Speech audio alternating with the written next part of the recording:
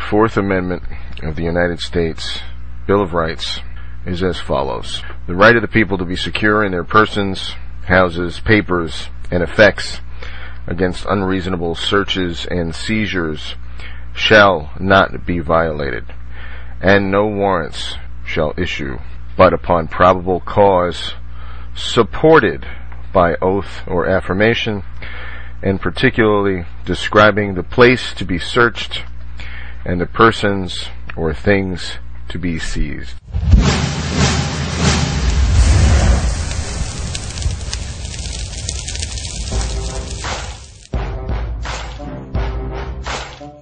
Something huge and not good just happened in Indiana, which will be little more than a blip in the propaganda that passes for national news nowadays. The Supreme Court of Indiana just ruled that in Indiana, if a police officer decides to illegally come into your house, you're not allowed to do anything to stop him.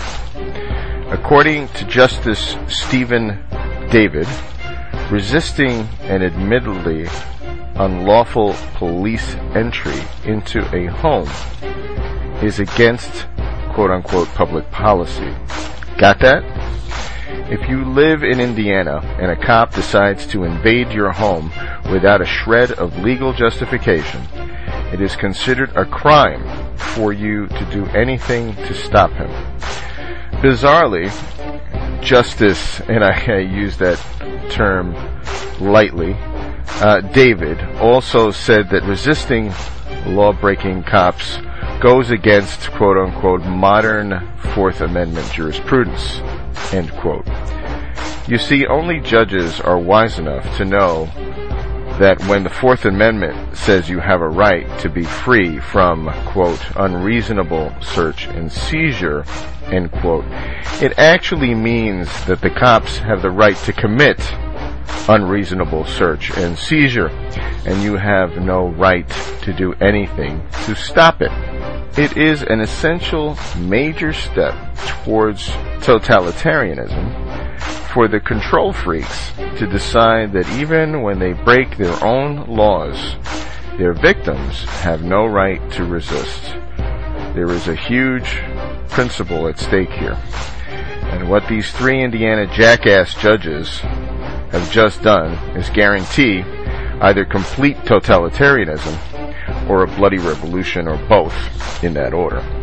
Because this ruling means, quite literally, that residents of Indiana have no rights at all.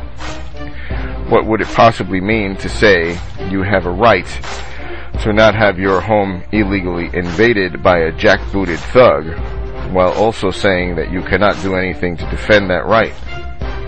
To say that you are legally required to allow your rights to be violated means that they aren't rights. But never fear, because according to the Supreme Jackass Court of Indiana, you can always come crawling to your masters after you've been illegally victimized by one of their jackboots to beg for some restitution. Good luck with that, by the way. Justice David says that after you let the cops illegally invade your home, you can always protest the illegal entry through the court system. If anyone considers this reasonable, keep in mind that by the exact same reasoning, and I use that term extremely loosely, they might as well also rule that if a cop decides to shoot your dog, or steal your car, or rape your wife, you have to quietly stand by and let him do that, and then later file a complaint or a lawsuit. In other words, the jackboots can do absolutely anything they fucking well please, legal or not, and your only recourse is to later whine to the very control freaks that the jackboots work for. What was the rationale for this? In case all of the above wasn't Orwellian enough, check this out. Justice David argued that allowing resistance to law-breaking cops unnecessarily escalates the level of violence and therefore the risk of injuries to all parties involved. Holy smokes. Why wouldn't this psychotic reasoning so mean that if anyone breaks into your house or assaults you or steals your stuff or otherwise attacks you, you'd better let him do it in order to avoid escalating the level of violence. Using defensive violence to combat aggressive violence is completely justified and righteous. Notwithstanding the opinions of the tyranny apologists appointed by the parasite class, if a cop illegally barges into your home, you have every right to escalate the level of violence to any extent necessary to stop him, including blowing the fucker's damn head off. I'm glad I don't live in Indiana, because if some cop decided to barge into my house without a shred of legal justification, I'd know that if I tried to hold him back or push him out, I'd be arrested and prosecuted. So I just have to shoot the bastard instead.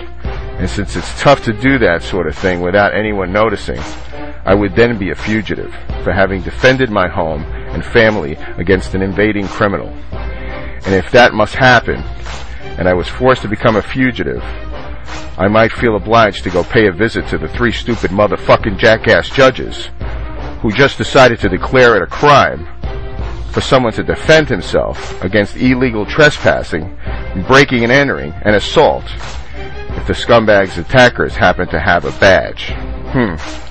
I have an idea. If there are any Indiana cops who still respect the Constitution, please do a state a huge favor and go barge into the home of the Justice Stephen David during a supper. Would probably be a good time.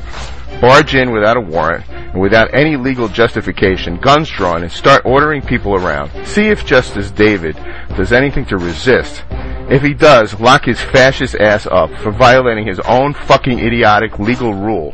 In fact, since he's just declared it to be illegal for him to resist your illegal invasion of his home, if he lifts a finger to stop you, shoot the fucker, or at least give him a good tasering. That's exactly what happened in the case where Justice David sided with the law-breaking cop. After all, we can't just let people assault police officers, now can we? If some Indiana cop had the spine to do that, I know several thousand who would be thrilled beyond words.